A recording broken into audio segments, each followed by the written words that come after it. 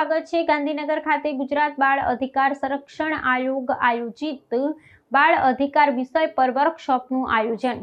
બાળ અધિકાર વિષય પર ગુજરાત બાળ અધિકાર સંરક્ષણ આયોગના ઉપક્રમે આજે વન સંશોધન સંકુલ ગાંધીનગર ખાતે વર્કશોપ યોજવામાં આવ્યો હતો।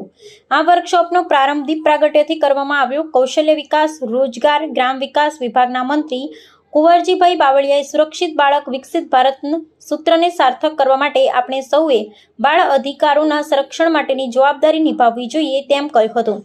આયોગના ચેરપર્સન ધર્મિષ્ઠાબેન ગજ્જરે બાળકોના અધિકારોના રક્ષણ માટે આયોગ દ્વારા કરાતી કામગીરીની વિસ્તૃત વિગતો આપી સામાજિક સ્વૈચ્છિક સંસ્થાઓ બાળકોના શિક્ષણ, આરોગ્ય, સામાજિક સુરક્ષા માટે સક્રિયપણે સહયોગી બને છે અને ઉલ્લેખ કરી બાળ લગ્નો, બાળમજૂરી અને સોશિયલ મીડિયાની બાળ માનસ પર થતી નકારાત્મક અસરો નિવારવા માટે સૌનો સાથ, સૌનો વિશ્વાસ એ મુજબ કાર્યરત રહેવા અનુરોધ કર્યો હતો।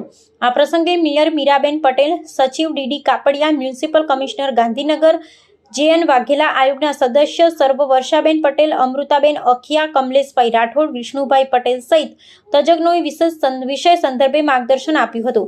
બાળ અધિકારો સંદર્ભે પ્રશ્નોત્તરી સ્વૈચ્છિક સંસ્થાઓ દ્વારા કરવામાં આવી હતી અને કેટલાક રચનાત્મક સૂચનોની નોંધ પણ લેવામાં આવી હતી।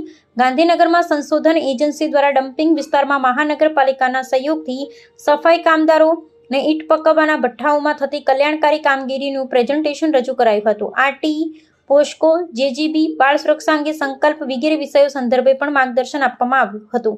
અંતમાં બાળ સુરક્ષા સંકલ્પ પત્રનું વાંચન, રાષ્ટ્રગાન અને આભાર વિધિ સાથે વર્કશોપ સંપન્ન થયો હતો। રિપોર્ટર જગદીશભાઈ પંડ્યા, મેઘરજ, અરવલ્લી। આવા ન્યૂઝ જોવા માટે સાબર આવાઝ યુટ્યુબ ચેનલને સબસ્ક્રાઇબ કરો અને લાઇક કરો, જેથી હવે પછીના દરેક સમાચાર સબસ્ક્રાઇબ કરેલા હશે તેઓને નવા સમાચારની માહિતી મળી જશે।